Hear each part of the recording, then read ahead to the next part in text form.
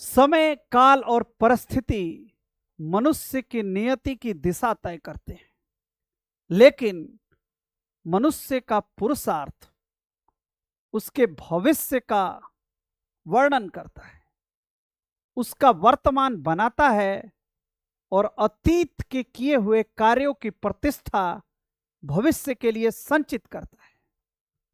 नीतीश कुमार बिहार के लिए महज एक नाम नहीं है। उन्होंने बिहार को उस अंधेरे से निकाला है और उसे उस रोशनी के तरफ लाकर खड़ा किया है जहां से वो अपनी दिशा खुद तय कर सकता है।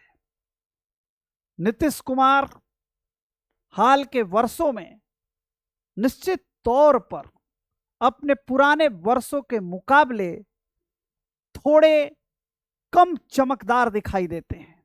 उनके सुशासन का मॉडल थोड़ा कमतर चमकता हुआ दिखाई देता है, लेकिन फिर भी उनका चेहरा और उनकी साख अन्य दलों के मुकाबले बहुत बड़ी है।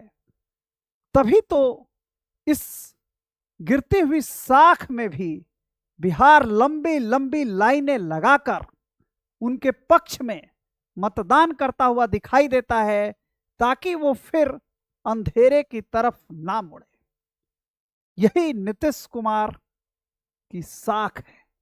नीतीश कुमार की साख यह भी है कि पहली बार शासन में आने के बाद प्रशासन के माध्यम से तमाम तरह की नीतियों को लागू करके उन्होंने एक ऐसा वोट बैंक तैयार किया जो 18 से 22% के बीच में है और जिसमें महिलाओं की अटूट भागीदारी है, जाति और धर्म से परे।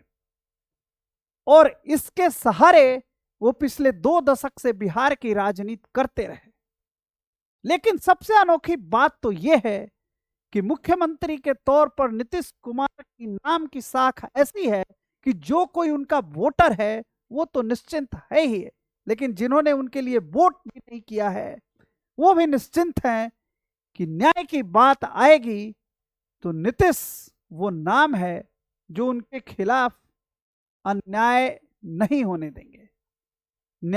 न्याय सबके लिए समान रूप से उपलब्ध है।